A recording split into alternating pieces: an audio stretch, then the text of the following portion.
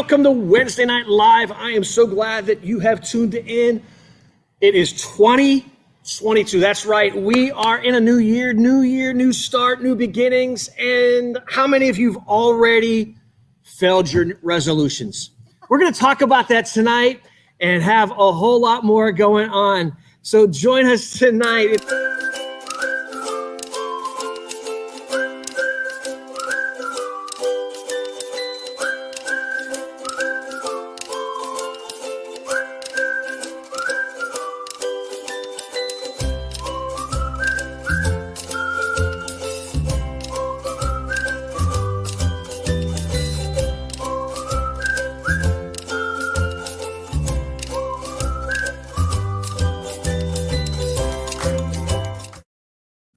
Hey, welcome back to Wednesday Night Live. I'm your host, Pastor Larry, and I get to pastor in the beautiful city of Tampa, Florida.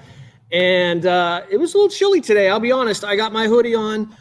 It was down into the 70s. That's right. And in Florida, for those of you who might be watching across the country, it is brutal. But I tell you what, I looked this morning at the news of those, especially like in Stafford, Virginia. My goodness gracious, what terrible things are going on with the weather there. We have some people tuning in. Hello, Pastor Sharon. It's so good to see you tonight. And Janice, so awesome to see you too.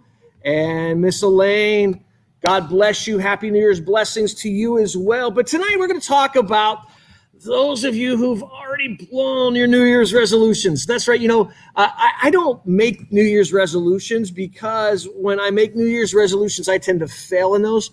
I make commitments to change, and I always tackle every year one area of my life that I want to improve in.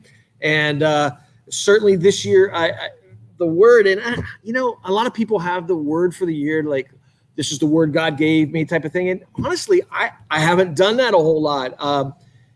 I don't know if maybe it's just because I don't listen to the Lord for a word for the year. I just try to be obedient. But this year, I really feel like God has spoken into my life this word boldness. I just want to be a bold leader. I want to be just bold in every area of my life because I know that God has incredible plans for each and every one of us. So those of you who've made resolutions, you might have already blown it. You're like, you know what, I'm going to get around to it.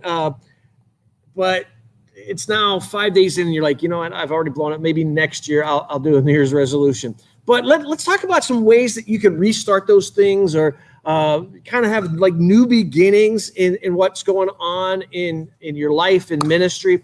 So number one, the first thing that you need to do is reframe your resolution. So it's like, I spoke this, I want to do this, but you got to bring some clarity to it. Research has shown that people are more likely to succeed if their goals bring immediate rather than delayed benefits. So enjoying the day-to-day pursuit of a resolution is a better predictor of success than working toward a lofty long-term payoff. And what I've seen so many times is people make too big of goals in the short term and not big enough in the long term. People will say, you know, I want to lose 30 pounds in 3 weeks. And that's pretty unrealistic at times. Or let me say it could be unhealthy to lose that much weight in 30 days. And they'll say, you know, I have this big lofty goal. You know, I'm going to do this in like a week and it's impossible. Like you're going to train for a marathon. You've been on your couch for the last 6 years, but this year you're going to train for a marathon in 6 days. That's not going to happen. And we set out on those things and then we don't see the instant results of those and we get very frustrated.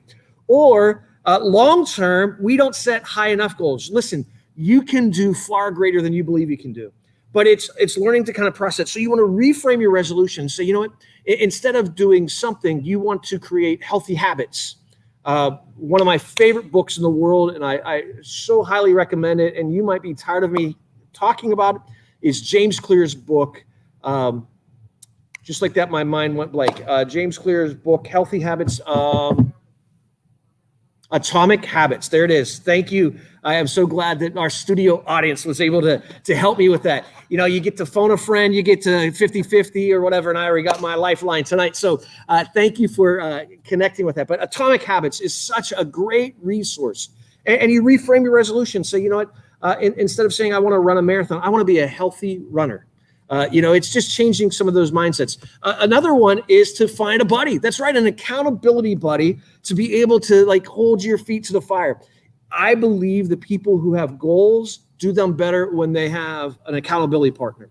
And having a resolution buddy doesn't make much of a difference right away, but social support states or starts to make big impact around February, about a month in, when you're like ready to give up. You haven't seen much change. You're looking in the mirror and you're like, I don't see much difference in my diet or much different in my habit or whatever. But having that accountability says, listen, we're short into this. Let's keep going. Let's press on.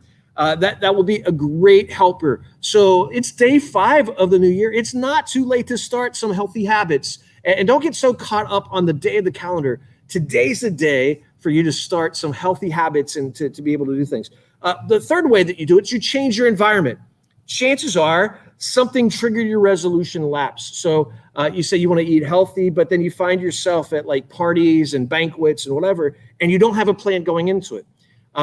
Changing your environment doesn't always mean changing your location. I believe that you could change your environment and not even move out of your house or move out of your job or whatever, but having an environment that is to your advantage. For instance, if you're working on your diet, and I don't want to talk too much about diet because there's all kinds of resolutions you could do, but it's one that's it's easily identifiable. And a lot of people want to lose weight at the beginning of the year, especially over the last holidays we've had. A lot of people were back together for the first time and they ate so much food. And I don't know about you, but I enjoyed the holidays a whole lot. And I'm back on the train of saying I'm going to eat healthy. I didn't overdo it. I'm still healthy. I'm still doing well, but I know I could do better. But changing your environment's having a plan. So you're going to a party, you're going somewhere. So you bring a snack, you bring a dish that you know you can eat so that you're not tempted because all the food's around, you're hungry. So change your environment is just having a plan. How many of you know what I'm talking about? Just give me a thumbs up right now,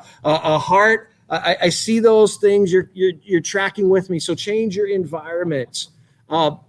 Take dessert, a habit many people try to kick. If you rarely eat dessert at home but tend to indulge during meals out, try temporarily avoiding the triggering behavior of eating out in a restaurant. Whatever it takes, but change your environment. Restart at the right time. Research suggests that starting a behavior change on a day that holds psychological significance, whether it's the first day of the month, a birthday, an anniversary. I read recently, it was actually a few years ago, The Power of the Nines. It was really interesting. They said the people who are most likely to do something for the first time in their life, like run a marathon or run a 5K or climb a mountain or travel the world or whatever, happen when their birth year ended in 9. So in other words, if you were 19 or 29 or 39, because you're like, when I turn 40 or if I turn 50 or 60 or 30 or whatever, all these mile markers are significant. So a lot of people are wanting to make some big change, and it happens when your birth year ends in 9. And I know a lot of ladies who are 29 forever. So it's a great time. It's a great time for you to kind of restart and refocus on those resolutions. So those are just some practical tips that might be able to help you do it.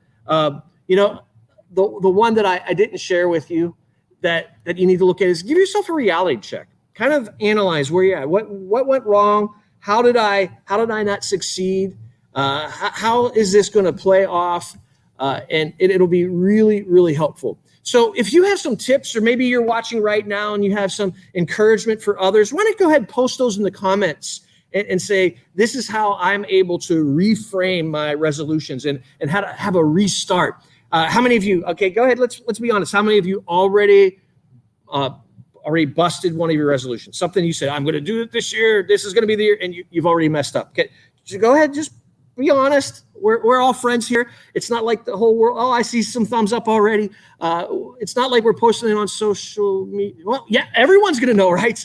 Now, it's just some accountability things, but these are some things that will help you in a long term. The other thing that I think is so important is to really keep your heart right before the Lord. So to connect with Jesus, and we're doing a Bible reading plan.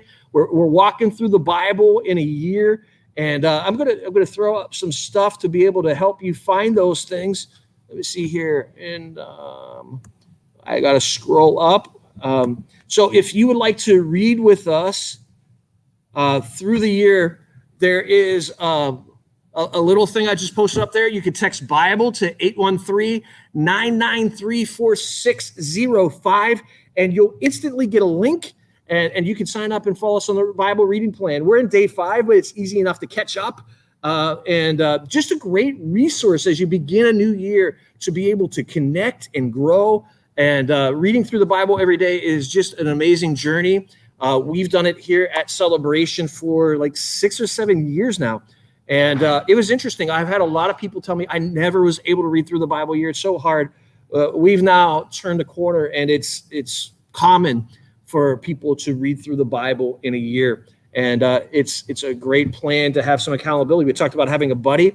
This is a great group that you're able to do that in. For those of you who are celebrators, I just want to throw up an announcement. We are undecking the halls on Friday and Saturday.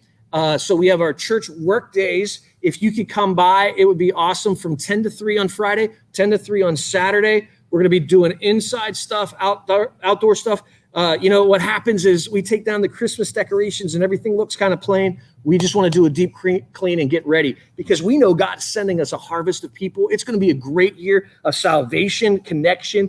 And listen, if you stumbled in and you are watching this video and you don't have a home church, we'd love to have you come and be part of the family here at Celebration Church. God is doing some awesome things. Sunday, I continue our series, Preaching to Myself. We started it last week, and those of you who are wanting to watch it online, I am so sorry. Our live feed, our camera had issues. We had to reset it to factory settings, and it happened right before service, and there was nothing that we could do. You missed a great sermon. There was things that I said that I would never say if the world was watching. It was just crazy stuff. But we don't have any proof that I said it. People will tell you I said some crazy stuff. Don't believe them. I would never say anything crazy. But that's happening this Sunday. And also, if you have teenagers, we are kicking off Celebration Youth Ministry this Sunday, and we hope that you could come and be part of that. Well, I love all of you. If you're watching this on demand and not live, you can post your comments, prayer requests in the comment section below, and we will be so glad to pray with you and share those with you. So God bless you. Those of you who are going to be with us on our First Steps journey tonight, you could go over to our First Steps class, and we'll be starting there in just a minute. God